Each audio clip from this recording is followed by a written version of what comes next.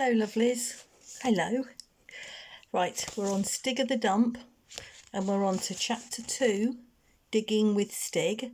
But this is quite a long chapter, so I'm probably going to only read half of it, okay? So think about what happened before. Stig fell into the chalk... No, Stig didn't, did he? Barney. Was it Barney? Barney fell into the chalk pit and met Stig, didn't he? And nobody believed him at home. But he's got his flint in his pocket, hasn't he? So that he knows it's true. So, okay, we'll see what happens next. Digging with Stig. It was a fine autumn morning and the grass was very wet with dew outside. Barney pushed his breakfast down as fast as he could manage. "What do you want to do today?" his grandmother asked as she drank her coffee. "I have to go into Sevenoaks this morning. Do you want to come?" Barney's heart sank. Go into Sevenoaks? Well, it was all right if you had nothing else to do, but he had to go and see Stig. "No, thank you, Granny," he said. "I don't think I want to go into Sevenoaks." "You'll be quite happy just messing about here then?" asked his grandmother. "Oh, yes, thank you. I just want to mess about with Stig." "Oh, I see," Granny smiled. "With your friend, Stig. Well, Mrs. Pratt will be here in the morning, so if you like you can stay with her, and with Stig, of course." Lou said she would like to go into the town, as she wasn't particularly interested in playing with Stig. Barney knew from the way she said it that she still thought Stig was only a pretend friend. But that was all right. If she didn't want to meet Stig, she needn't. "Can I go out now?" he asked. "All right," said Granny. "Put your boots on," she called after him as he shot through the door. Barney's feet made dark prints in the dew as he headed across the lawn towards the chalk pit. Then he stopped and stood still in the middle of the lawn. Suppose he didn't find Stig after all? The sun was bright, yellow leaves fluttered down from the elm tree onto the grass. A robin puffed its breast on a rose tree and squeaked at him. Barney suddenly wasn't sure that he believed in Stig himself. It wasn't a Stiggish day, like yesterday when he had fallen down the pit. He had fallen, hadn't he? He felt the bump on the back of his head. Yes, that was real enough. He'd fallen and he'd bumped his head. And then what? Funny things did happen when you bumped your head. Perhaps you only saw Stig's when you fell and bumped your head. He didn't think he wanted to fall over the cliff again on purpose and bump his head again. Was Stig a person you could just go and play with like the children at the end of the road at home? He had to find out, but he didn't want to go to the chalk pit and find nothing. He stood with his hands in his pockets in the middle of the lawn, his fingers playing with something hard in the left-hand pocket of his jeans. What do you think that was? That bit of flint? He remembered something and pulled out the thing he had in his hand. Of course, the flint. He looked at it glinting in the sunlight like a black diamond with a chipped pattern. He'd seen Stig make it. There was no mistake about that. Of course Stig was real. He set off again at a run, climbed the fence into the paddock and waded through the long wet grass the other side. The copse round the edge of the chalk pit looked dark beyond the sunlit grass. In the middle of the paddock he found himself slowing down and stopping again. Get myself comfy. Something at the back of his mind was telling him that he'd seen pictures of chipped flints in books and real ones in museums, and that they were made thousands of years ago by rough people who weren't alive any longer. People found them and put them in cases with notices on them. Perhaps he'd just found this one and imagined everything else. And supposing he hadn't imagined Stig, was he the sort of person who liked people coming down to play? Well, he told himself, all he really wanted to do was to look at the place where he had fallen over yesterday, have another look down the dump. There was that bicycle, anyway. He walked to the edge of the paddock. a clump of brown grass jumped up from under his feet and bounced away towards a bramble patch, showing a white tail and 2 long ears. Barney's heart bumped, but it was only a rabbit. He ran after it, but it had disappeared in the thick of the undergrowth. Feeling bolder, he climbed over the fence and went carefully towards the edge of the pit. Making sure this time he kept near a big tree that seemed to be well anchored to the side, and he peeped over. He could see the patch of raw earth and the white chalk where the ground had given way under him, the dangling creepers lower down, and a scatter of broken chalk at the bottom. He craned over to see the hole he had made in the roof of the den. There was a pile of branches and rubbish against the foot of the cliff, but no gaping hole. Not a sign of a hole, or a roof, or the roof of a den. There wasn't any sign of a den. Or Stig. He listened very, very carefully. A blackbird, turning over dry leaves in search of worms, was making a noise much too big for itself, but apart from that, the pit was silent and empty. Barney walked away from the edge of the pit and climbed over the fence into the sunshine of the paddock, thinking hard.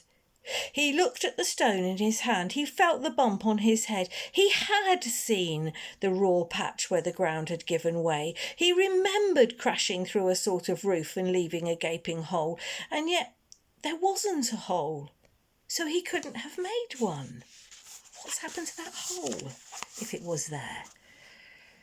But he must have landed somewhere, and he had that clear picture in his head of looking up through a hole at the side of the cliff and the clouds passing over the sky. And suddenly, as he stood in the middle of the paddock, he gave a big jump as the answer came to him, like getting a sum right. That was it! I caught my hair, I got so excited. That was it. If there wasn't a hole, it was because somebody had mended it. Stig wasn't the sort of person to leave a large hole in the roof for long. Not his friend Stig. All at once, everything fitted together. Yesterday's adventure on that Stiggish sort of afternoon, the bump on his head, the flint, and the bright autumn morning when he was going to visit his friend Stig. And he was quite clear in his head now what he was going to do and how he was going to do it. He set off, running, back to the garden. Presents for Stig.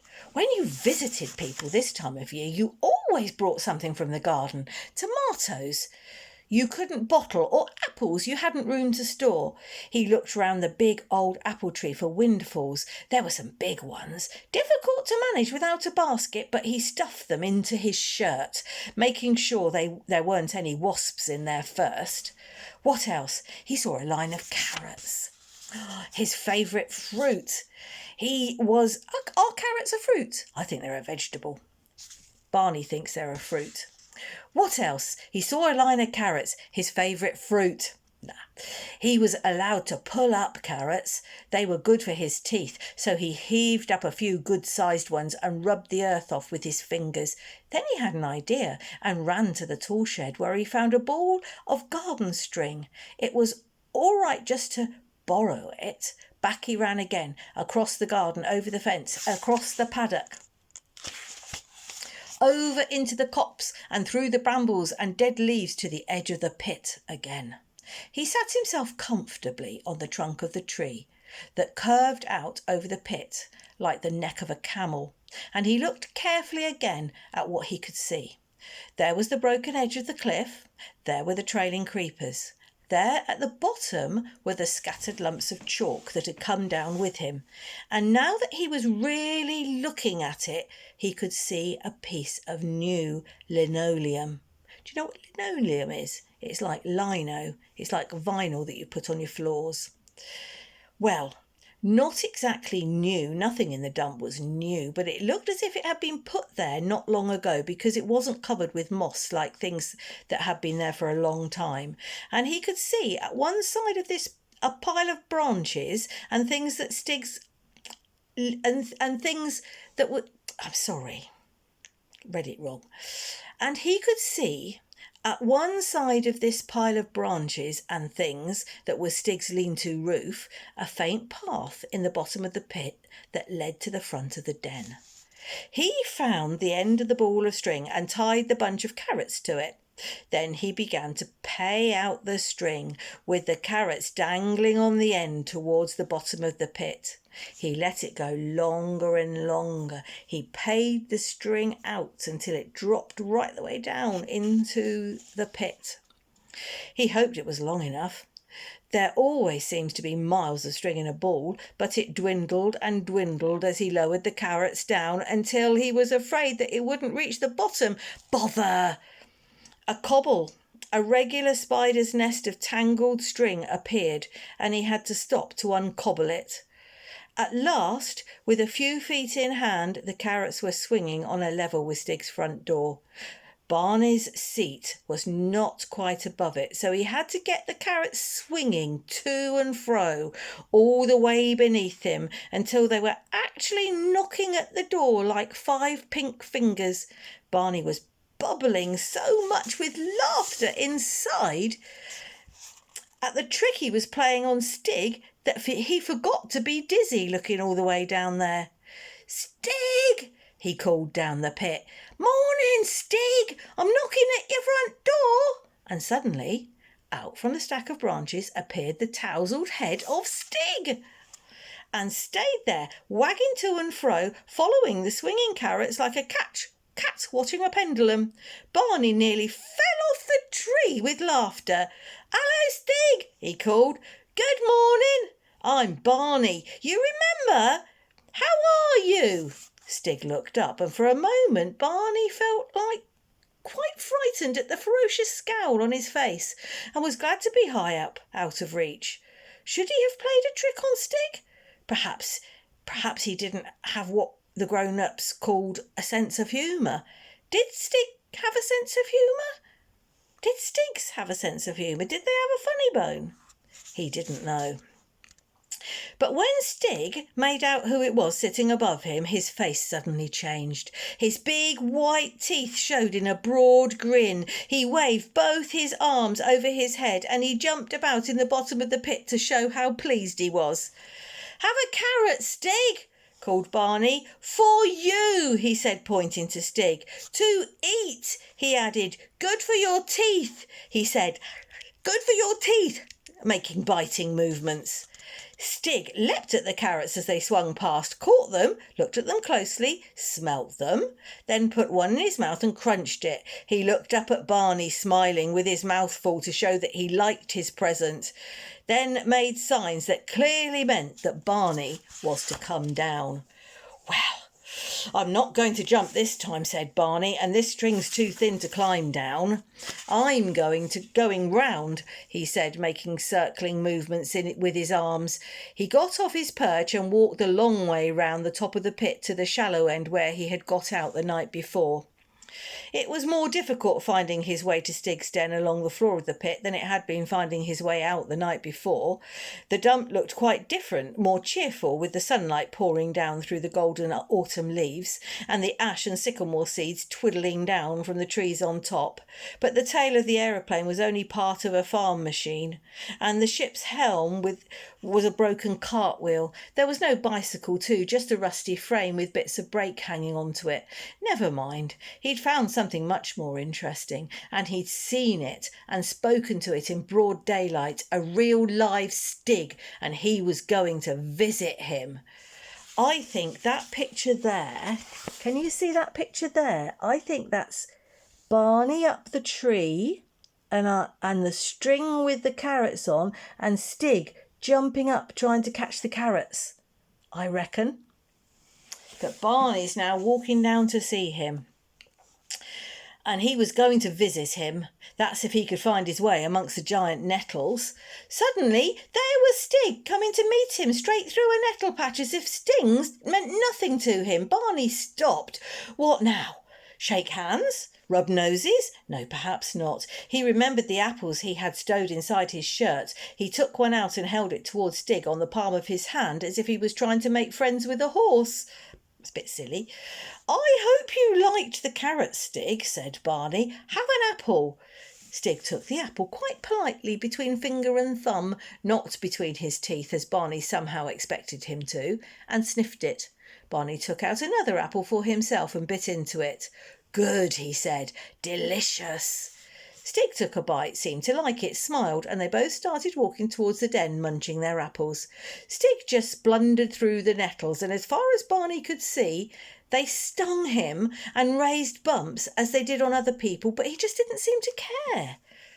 Barney himself avoided the nettles as much as he could. He got stung once or twice, but decided not to make a fuss about it. Stigs don't mind stings, he thought, so he'd better not.